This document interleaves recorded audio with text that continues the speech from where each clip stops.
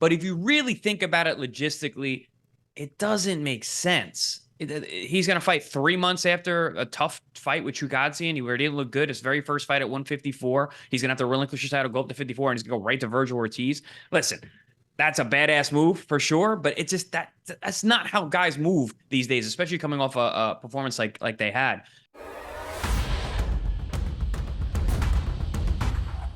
Welcome into Boxing Scene's top stories here on ProBox TV. Download the ProBox TV app. Never fall behind in your boxing news. Also, the best way to watch your ProBox TV fights. Well, we think of the holidays as turkey season, family season. It's also duck season. That's right. Does Jaron Ennis deserve that label after apparently pulling out of a Vergil Ortiz fight in February for Turkey Al Sheikh? Now, Turkey wanted to put that on a big card featuring some great fights, including Beterbiev versus Bivol 2. It would be high profile. You know it's big money, moving up to 154 pounds. The reason 147 right now, a wasteland. And Jaron boots Ennis kind of out of challenges. After the Chukadzian fight, where he did not look particularly good, a rematch you could imagine he didn't want to get up for. All of us here at ProBox TV thought he'd be moving up to 154 pounds. Turns out that is not the case. Who can explain it? Jimmy Smith in studio, joined of course by the champs remotely, Chris Algieri, Paulie Malignaggi. Maybe they can shed some light on this one. I'll start with you, Chris. What could the reasoning be for Jaron Ennis at 27, his physical prime? He's big for 147 pounds, not wanting to move up. Well, there's a lot of reasons. I mean, not want to move up, you don't want to relinquish your title. You know, it took so long for him to actually get a title. You know, he's got it now. He's in a position to defend it. And also, listen, this is one of those fights. When it was announced, it was like, man, like I'm salivating thinking about the matchup. But if you really think about it logistically, it doesn't make sense. He's going to fight 3 months after a tough fight with Chugadzi, and he didn't look good. His very first fight at 154. He's going to have to relinquish his title, go up to 54, and he's going to go right to Vergil Ortiz. Listen, that's a badass move for sure, but it's just that's not how guys move these days, especially coming off a performance like they had. And that's not a fight where it's like, all right, yeah, I know Vergil's the man, but we're going to get him. We're definitely going to get him. That's a really tough fight, and it's really hard to pick. So first time at the weight class, it just didn't make a whole lot of sense.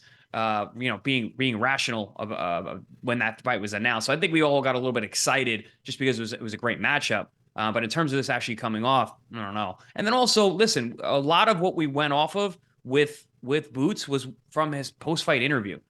I don't like post-fight interviews, especially when you've, gone 12 rounds. He obviously struggled with the weight. He got hit with some big shots, especially late. Guys say a lot of things in the ring that, they're not really sure about what they're not necessarily sure about what they're saying, but they're maybe not in the best headspace to be making career decisions. Jaron obviously is going back on everything that he was saying that night. But even then he was kind of confused. I think it's time to move up, but also like, I want to unify this division. So I think he's just kind of confused where and what he wants to do. But I'm not that surprised that they're going to try and stay at 147 to hopefully attempt to unify. I always thought that was a good move. I just really like the Vergil Ortiz fight because it's a matchup that really makes me salivate. But it doesn't look like we're getting it anytime soon. But when you look at it, Paulie, let me shoot a top five at you. Of course, you have Terence Crawford. Don't know what he's doing, but he's number one at 154. Israel Madrimov. You have Sebastian Fundora, who is, 6'10". You have Murtaza Aliyev. Then you have Vergil Ortiz. There just aren't any easy fights at 54. All the names are very, very, very good. Is that the reason why it may be staying at 47? No, I don't think it's sort of a ducking situation. Here's what I think. My personal opinion is I don't think somebody should have to move up and wait if they can make the weight class lower than them, unless it's really something special. And Ennis hasn't really done a lot of special things yet. Obviously he was unfortunately, kind of frozen out of the welterweight picture when the welterweight division was hot. But I don't think that, he should be forced at 154 pounds just because now, okay, hey, I've got to search for some kind of big fight. I guess in some ways it's what happened to Benavidez at 68 and 75, where he kind of had to go to 75 to search for bigger fights because Canelo wasn't giving him the 68-pound fight. At this point, I guess it's comparable to that. But even Benavidez had done a little bit more at 168. I feel like Ennis hasn't gotten to do anything at 147. He literally hasn't gotten the benefit of being able to fight any of the big names of the generation that just passed by. And I think that if he gives himself a little bit of momentum with the unifying the titles, if he's in fact able to unify them, Then you go up to 154 pounds as the, maybe an undisputed or unified welterweight champion. It creates a little bit of more of a craving to see him at 154 pounds against some of these other names, especially right now against a little bit of a dud after a little bit of a dud fight that he just had. Yeah. There's not a lot of momentum going up to 154 and being able to crave these fights. And yeah, we've all been talking about Vergil and Jaron for a while because they were both at 147 for a while, but I think that fight can still be made later. When you look at it, Chris, let's flip it around a little bit. Vergil Ortiz apparently still fighting in February. A name that is being kicked around, Xander Zayas. You know him well, but young in his career, only 20 pro fights. He's a young kid. Is this too much too soon? But that Turkey al-Sheikh money, it draws people in. Listen, I'm going to speak candidly because I know Xander and his people. He trains down here in South Florida.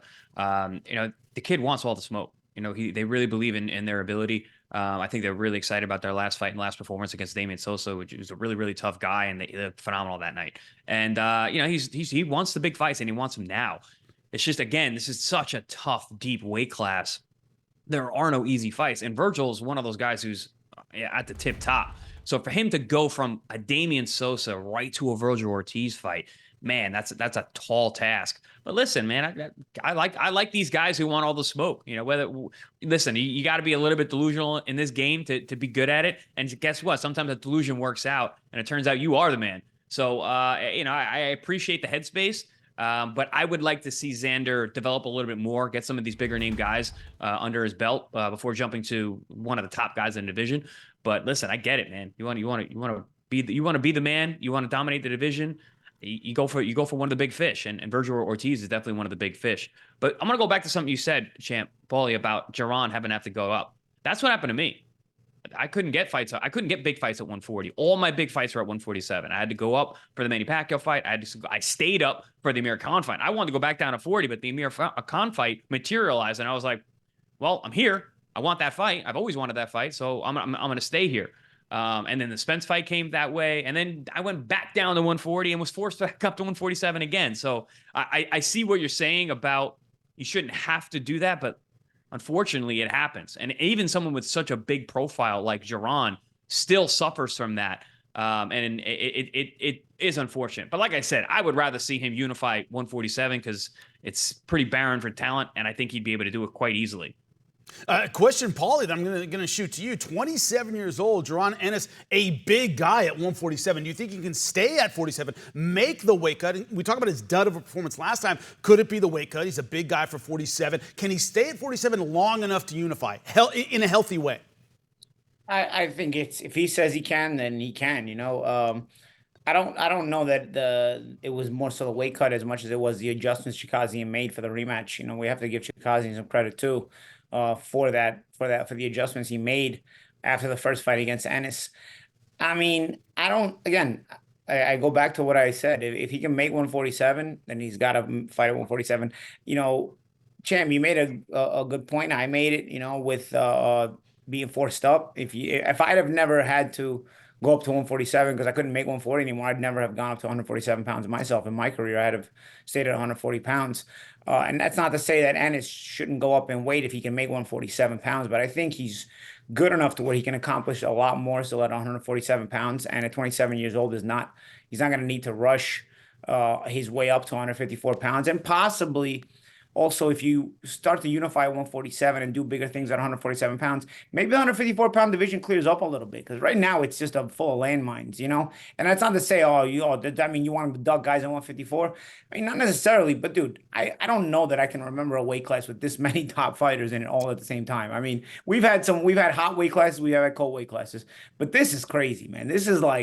You probably got 10 legitimately dangerous guys, maybe 12. It's like a feeding frenzy of sharks, and they're all willing to fight each other. It's really cool to have a weight class that deep. So maybe if Ennis takes the time to unify a little bit, maybe some of these guys will have moved up to 160 pounds.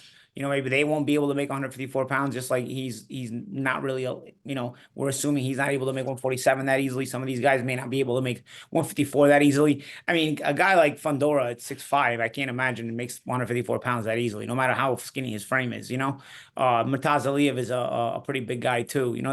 There's guys at 154 who may end up going to 60. I could see. And maybe the weight class opens up a little bit. I know, Ennis and Ortiz is kind of a sort of becoming an enigma because it's been sort of kind of scheduled at different points. At least in our imagination, it's been talked about at 147 pounds. It's been talked about at 154 pounds, and now it's been kind of blue balled to us again by having talked about it, and then it's not happening. But who knows, man? Maybe it could still happen later. Both of these guys are really young. Well, we hate getting teased, but here at ProBox TV, we deliver on that. That's right, this weekend, December 7th, an all-Irish showdown in our main event. Ireland was so great last time. We are going back. It's going to be a great showdown. We talked to both fighters. They are ready and think the other guy just isn't on their level, but only one can win. Check it out. ProBox TV Contender Series. On December 7th, look for an all-out Irish war as Dylan the Real Deal Moran battles Tyrone the Mighty Celt McKenna at the top of a stacked ProBox-worthy card.